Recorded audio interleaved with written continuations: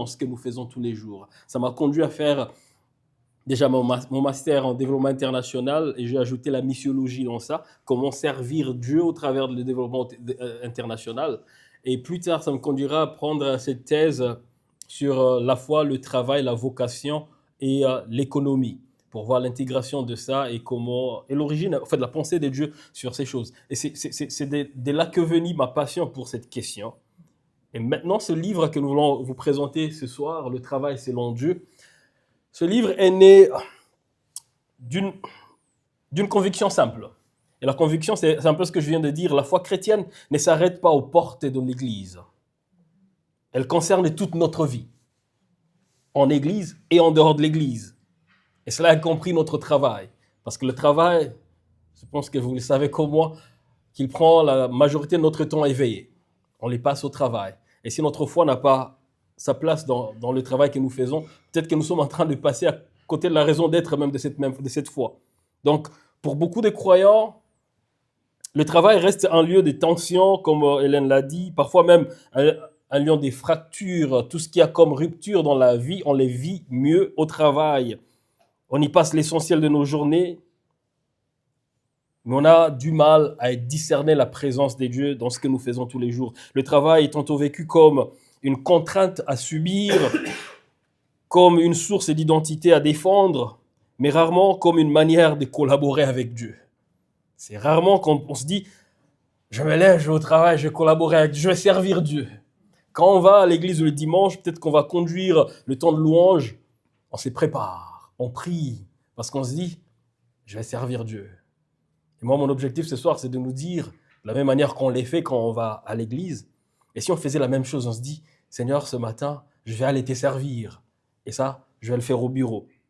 Donc le travail selon Dieu part d'une question que beaucoup se posent, mais souvent c'est en silence qu'on se pose cette question. Et c'est celle-ci. Mon travail a-t-il réellement du sens aux yeux de Dieu? Je l'ai entendu chez moi, mon épouse qui me posait la même question. Est-ce que ce que je fais tous les jours a vraiment du sens aux yeux de Dieu? Et la thèse principale de ce livre, c'est de nous dire, le travail n'est ni un accident de l'histoire humaine, je voulais dire, ni une réalité neutre sur le plan spirituel. Qu'est-ce que je veux dire par là? Dire que le travail n'est pas un accident, c'est affirmer qu'il n'est ni apparu par hasard, ni conséquence du péché, que le travail n'est pas conséquence de la chute et après on s'est dit, bon, il faut qu'on fasse quelque chose avec ça. Mais quand je dis que ce n'est pas un accident, c'est pour nous amener à comprendre que le travail a un sens, il a une intention et il a une place dans la mission de Dieu. Un sens, une intention et une place dans la grande mission de Dieu. Alors dire que le travail n'est pas spirituellement neutre, c'est reconnaître qu'il n'est jamais indifférent aux yeux de Dieu. Beaucoup pensent que le spirituel, c'est limite à ce que nous faisons lorsque nous fermons les yeux. Là, on devient spirituel quand on ouvre les yeux. Là, c'est la vie normale. Certains qui disent que le spirituel se passe à l'église, pendant le temps de la prière, la lecture de la Bible ou à l'évangélisation. Tandis que pour le travail, on se dit, bon, ça c'est dans un cadre profane, sans portée spirituelle réelle. Cette vision est profondément remise en question dans ces livres. Pour ceux qui ont déjà lu, parce que je vois certaines personnes, est-ce qu'ils vont lire, vous allez le découvrir, que le travail est un lieu où se jouent des réalités spirituelles profondes.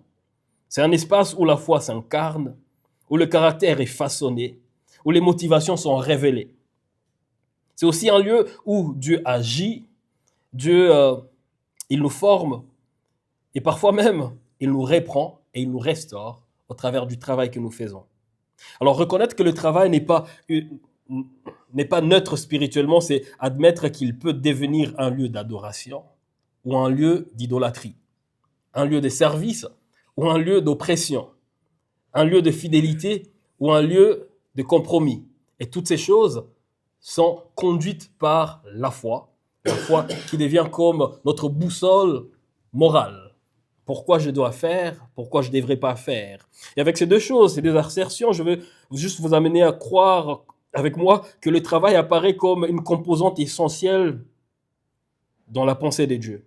Il est présent dès la création, il est affecté par la chute, par le péché, mais aussi appelé à être restauré et réorienté en Christ. Il devient alors un lieu des vocations, des transformations, des témoignages, mais aussi d'espérance. Alors ces livres nous invitent à regarder le travail non pas seulement à partir de nos expériences ou des attentes de notre culture, mais regarder le travail à la lumière des Écritures. Que dit la Bible concernant le travail? C'est pour ça que je l'ai écrit. Alors ici, je vais vous parler maintenant de la structure de ces livres. Et c'est là que ceux qui ont le livre peuvent déjà l'ouvrir avec moi. Ce livre, je le présente comme un parcours en 30 étapes. Pourquoi un parcours? Parce que je me dis que ça nous prend de quelque part pour nous amener quelque part. Dans ma pensée, je me dis, je suis en train de parler aux gens qui travaillent déjà, ou qui recherchent le travail, qui aiment le travail, qui seront appelés à travailler, et des gens qui ont peut-être une connaissance, une attitude quelconque concernant le travail, des gens qui se posent des questions. Et ce parcours, c'est pour nous aider déjà à répondre à certaines questions et à trouver la pensée de Dieu derrière le travail qu'on fait tous les jours. Ces choix expriment l'idée que la transformation de notre regard du travail ne se fait pas d'une manière instantanée. Un parcours, parce que ça nous amène de quelque part, et on grandit petit à petit. Et cette transformation s'est faite au fur et à mesure qu'on continue dans ces parcours. Donc nos représentations du travail sont profondément marquées par l'éducation qu'on a reçue, la pression sociale, les blessures professionnelles qu'on a, et même les idoles contemporaines qu'on retrouve dans le travail. Elles ont besoin d'être lentement reformées par les Écritures, d'où un parcours qui nous aide à reformer ces choses. Donc chaque étape de ces livres propose un cheminement complet. Qu'est-ce que je dis par un cheminement complet? Vous verrez dans le livre, il y a un fondement biblique, il y a une réflexion théologique accessible, ou bien je dirais peut-être une petite exégèse pour nous aider à comprendre un peu la pensée biblique sur le travail. Il y a une méditation incarnée. Maintenant que je connais ces choses, comment est-ce que je peux le vivre? Qu'est-ce que ça me parle à moi aujourd'hui dans ce que j'ai fait? Et après, on finit avec une prière et après des questions de réflexion. Comment je peux appliquer ces choses dans mon travail aujourd'hui? Donc, ces 30 étapes sont regroupées en 3 grandes parties. Et chacune de ces parties est composée de 10 étapes. La première partie va de l'étape 1 à l'étape 10. Et dans cette première partie, nous parlons des fondements bibliques du travail. Les fondements bibliques du travail. Elle s'ouvre avec une redécouverte essentielle. Elle commence avec le commencement. Dieu travaille. Avec cette pensée, c'est de nous montrer qu'avant que le travail ne soit une activité humaine, c'était d'abord une initiative divine. Avant de nous appeler à travailler, Dieu lui-même a travaillé. La première image que la Bible nous donne de Dieu n'est pas celle d'un être distant ou passif, mais celle d'un Dieu qui crée, un Dieu qui organise, un Dieu qui nomme, un Dieu qui bénit, un Dieu qui se repose. Parce que le repos fait partie du travail. Et avant que l'homme ne travaille, Dieu est déjà à l'œuvre. Et à partir de là, nous le verrons dans le livre, le lecteur découvre que le travail humain est enraciné dans l'image des dieux, l'imago Dei. Être créé à l'image de Dieu, c'est aussi être créé pour participer à son œuvre dans le monde. Le travail n'est donc pas une punition, mais une bénédiction originelle. Cette partie va explorer ensuite les effets de la chute, la notion de la vocation, la question de l'identité, la dignité de toute activité légitime, le sens du sabbat, c'est important, la responsabilité de l'intendance et la place du témoignage chrétien dans le monde du travail. Donc dans cette partie, un accent particulier est mis sur une vérité importante. L'identité précède l'activité. Nous ne sommes pas ce que nous faisons parce que nous sommes. Donc quand on découvre qui on est en Dieu, alors ce que nous faisons trouve son sens, pas parce que c'est important ce que nous faisons, mais parce que l'image que nous portons est importante. Je discutais avec quelques amis dernièrement, ils me disaient, mais Patrick, je suis en train de chercher un travail qui a du sens. Je disais, c'est bien de se poser ces questions, mais c'est mieux de se connaître d'abord. Parce que lorsqu'on comprend qui on est et pourquoi on fait ce qu'on fait, on ne va pas attendre le sens dehors, on va ramener le sens dans ce qu'on fait. Parce que Dieu qui nous envoie là-bas, c'est notre présence là-bas en tant qu'image de Dieu qui va donner du sens à ce que nous faisons tous les jours. Et donc, c'est un peu ça qu'il y a dans la première partie. Et si je peux donner les exemples de titres qu'il y a dans la première partie. Première étape, créée pour collaborer avec Dieu qui travaille. Travailleur à l'image de Dieu. Notre travail reflète le caractère de Dieu. Travailler après la chute, entre peine, espoir et vocation. Le Dieu qui appelle. Chaque croyant a une vocation. Quand le lieu du travail devient un lieu saint. Ça, quand j'écrivais ça, j'ai pensé à une expérience que j'ai vécue avec le doyen du département de la missiologie à Fuller Theological Seminary. Quand j'ai travaillé avec lui, une fois je rentre dans son bureau, je le trouve assis bien en train de travailler, mais je me rends compte qu'il n'a pas de chaussettes. Et là, qu'il a des chaussettes, il n'a pas de chaussures. Je dis, mais ce frère, il fait quoi là? Il me dit, Patrick, c'est un geste que je me suis soumis à cette discipline pour me rappeler que ce lieu, c'est un lieu saint. Que tout ce que je fais ici, je l'ai fait en présence de Dieu. Et c'est là que j'ai trouvé ce thème. Je dis, quand le lieu de travail devient un lieu saint. Pour lui, il s'est dit, le fait de voir mes chaussures là-bas et me retrouver ici sans chaussures me rappelle à moi-même que je travaille devant Dieu, que je travaille pour Dieu, et ça change la manière dont je le fais. Ça, c'est la première partie. Et l'objectif de la première partie, elle vise à renouveler en profondeur la manière dont le croyant pense le travail. Elle pose un socle solide sur lequel tout le reste du parcours peut s'appuyer. La théologie biblique du travail. Et là, maintenant, je passe à la deuxième partie. La deuxième partie qui va de l'étape 11 jusqu'à l'étape 20. Ici, on parle de l'appel au quotidien. Quand toutes les tâches journalières deviennent un service pour Dieu. Après avoir posé les fondements, ici maintenant, le livre tourne vers la réalité concrète du travail quotidien. Maintenant, on sait ce que la Bible dit, mais ce que je vis tous les jours, c'est quand même le contraire. Ou bien, pas le contraire, mais c'est quand même compliqué. C'est plus facile de dire ce que la Bible dit, mais c'est un peu compliqué de le ramener dans ce que je vis tous les jours. Et la question n'est plus seulement qu'est-ce que le travail selon Dieu, mais comment vivre cet appel là où je suis aujourd'hui. Et cette section aborde des situations très concrètes. Elle parle du fait de fleurir là où on est planté, de rechercher l'excellence sans faire du travail une idole, de vivre l'intégrité dans les environnements parfois ambigus, d'exercer le courage dans des contextes hostiles ou indifférents à la fois. Elle traite également du leadership serviteur, de la gestion des limites, du burn-out, de l'ambition sanctifiée, mais aussi du ministère discret de la présence. Donc cette partie rappelle que l'appel des dieux ne se manifeste pas seulement dans des grands changements ou les décisions spectaculaires, mais surtout dans la fidélité et la persévérance et l'obéissance au cœur de l'ordinaire. Je vis une vie ordinaire, je fais un travail ordinaire, mais comment est-ce que je reste fidèle à Dieu dans ce qui est ordinaire? Comment est-ce que j'obéis à Dieu dans ce qui est ordinaire? Quelqu'un m'a dit dernièrement, Patrick, mon travail, il est très routinier. Ça me gêne. Je me dis, mais déjà que moi, je n'ai plus d'intérêt, ce que Dieu a l'intérêt à ça. J'ai dit, imagine le soleil. Dieu l'a créé une fois pour qu'il préside le jour, et le soleil ne s'est pas plaint. Il dit, aujourd'hui, je ne vais pas présider le jour.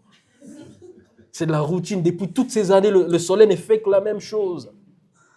Il y a quand même une valeur divine dans la routine. La routine, c'est vrai, elle gêne de temps en temps, mais elle n'est pas toujours mauvaise. Mais même dans la routine, il y a toujours des nouveautés.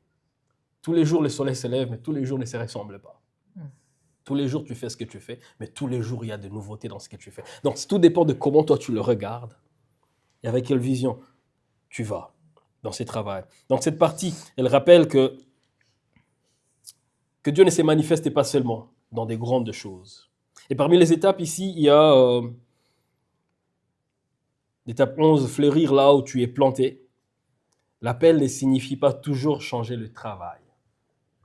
Il y a un ami qui est venu me voir après ça, il me dit, Patrick, là, je pensais vraiment quitter parce qu'il y a des choses qui m'énervent, mais quand j'ai lu cette étape, j'ai compris que bon, des fois, Dieu nous veut, et il veut que nous puissions fleurir là où nous sommes plantés. Et il me rappelle l'exemple de Zachée que j'ai donné dans ces passages. Dieu a rencontré Zachée, qui était un collecteur d'impôts, et quand il a rencontré le Seigneur, il n'a pas changé le travail, mais il a changé la manière dont il les faisait.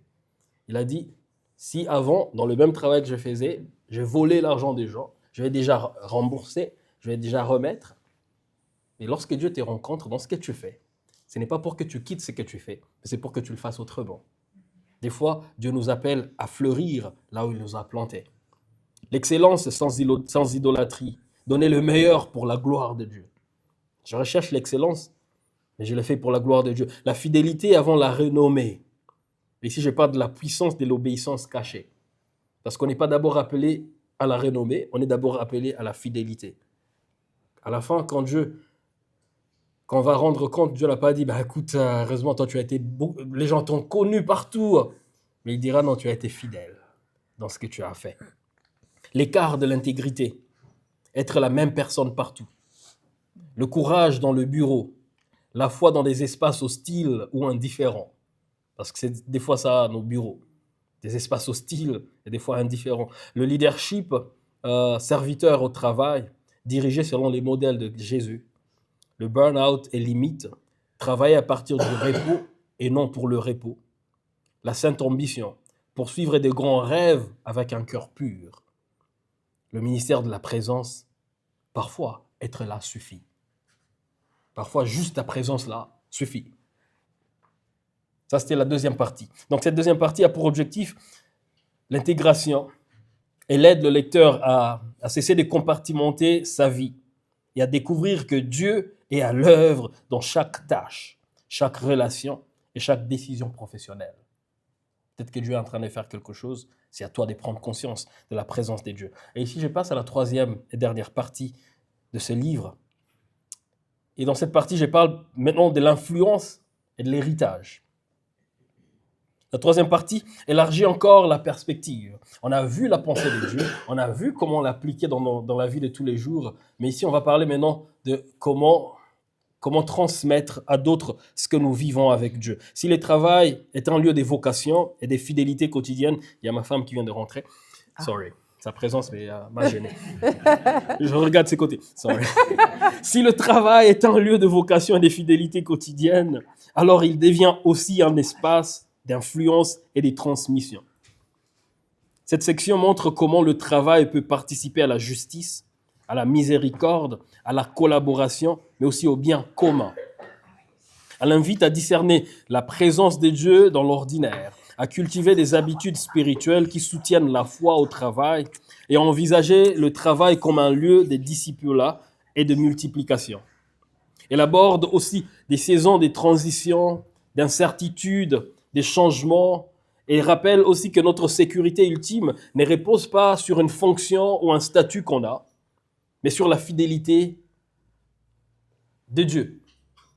Ce n'est pas le statut que j'ai, ce n'est pas le travail que j'ai, ce n'est pas le travail que je n'ai pas, mais c'est la fidélité de Dieu. Enfin, les dernières étapes ouvrent une perspective d'espérance. La Bible ne se termine pas par l'abolition du travail, je voulais dire, mais par la vision d'une nouvelle création. Et si notre travail avait sa place dans l'éternité? Parmi les étapes de cette troisième partie, il y a l'étape 21 qui est la foi au travail, une foi qui agit. Ça, je l'avais pensé en anglais. Faith at work, a faith that works. Ah, ça sonne bien en anglais, mais en français, bon.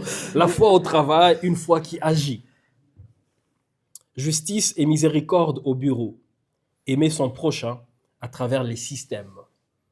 Et j'ai été inspiré du livre de l'ancien président de Fuller Theological Seminary, Dr. Mark Laberton.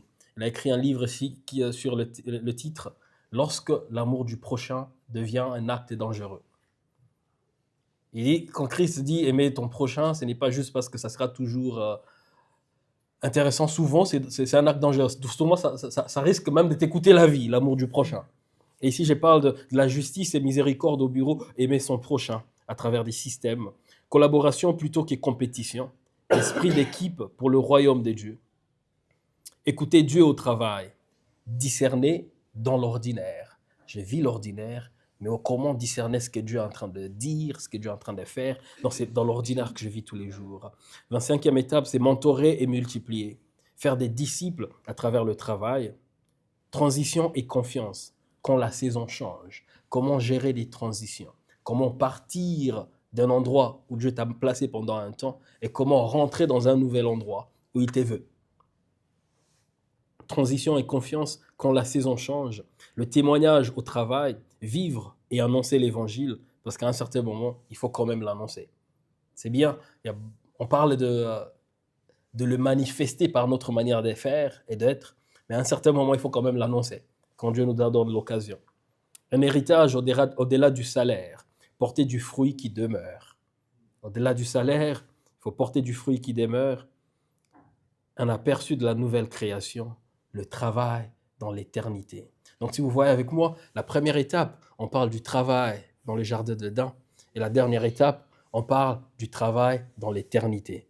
Parce qu'en fait, c'est possible qu'on travaille dans l'éternité. Je le disais à un ami pasteur, il me dit « Ah, encore !» Et je lui ai dit « Ce qui t'a fait dire « encore » n'a rien à voir avec le travail, mais a tout à voir avec les conséquences du péché sur le travail. Mais dans l'éternité, le péché n'aura plus sa place et toutes les conséquences du péché ne seront pas. Donc le travail qui sera vécu dans l'éternité n'aura pas tout ce qui te fait dire aujourd'hui encore. Tout cela sera passé. Parce que dans le monde parfait de Dieu, avant que le péché vienne, il y avait le travail. Pourquoi il n'y en aura pas dans le monde parfait de Dieu, afin que tout le péché soit détruit? Donc il y a possibilité qu'on travaille. Donc l'objectif de cette partie, c'est l'espérance. Elle rappelle que notre travail, lorsqu'il est vécu en Christ, il participe à une histoire bien plus grande que nous. Une histoire que Dieu conduit jusqu'à son accomplissement. C'est Dieu qui l'a fait, nous travaillons. J'ai un passage de la Bible qui dit « Si Dieu ne bâtit pas une maison, ceux qui travaillent en vain. » Alors c'est Dieu qui bâtit ou c'est ceux qui travaillent qui bâtissent? Il y a des humains qui bâtissent, mais c'est Dieu. Il y a des humains qui travaillent, mais c'est Dieu qui est en train de bâtir. Au travers de ce que nous faisons, Dieu est en train de faire ce qu'il est en train de faire. Et c'est à ça que nous sommes appelés. Alors pourquoi lire ces livres? Ces livres s'adressent à celles et ceux qui désirent vivre une foi cohérente et intégrée. Il est pour le croyant qui ressentent encore une tension entre leur foi et leur vie professionnelle. Pour ceux qui sont fatigués, découragés, ils sont ambitieux ou en quête de sens. Pour ceux qui pressentent que Dieu est à l'œuvre dans leur quotidien, mais ne savent pas encore comment le discerner. Il est aussi destiné aux églises et aux responsables qui souhaitent former des disciples pour la vie entière, pas pour la vie de l'église. Comment lire ce livre? C'est là que je vais clôturer. Le travail selon Dieu n'est pas un livre à consommer rapidement. Comme je l'ai dit, c'est un parcours. Il peut être parcouru comme un chemin de 30 jours, comme il y a 30 étapes, ou étalé sur plusieurs semaines ou plusieurs mois, car certaines étapes demandent plus de temps et de prière et de réflexion. Il peut se lire seul, dans le silence, ou à plusieurs, dans un cadre de partage et d'écoute. Il peut devenir un sujet de méditation personnelle, un outil de formation ou une ressource pour accompagner d'autres dans leur cheminement, ou une ressource pour un groupe de maisons, pour un groupe d'entreprises. Donc ces livres, en conclusion, c'est une invitation. Une invitation à cesser de séparer ce que Dieu a uni. Ah, j'aime ça. À redécouvrir le travail comme un lieu de collaboration avec Dieu et à apprendre pas à pas à vivre chaque tâche comme une réponse d'adoration, de service et d'espérance.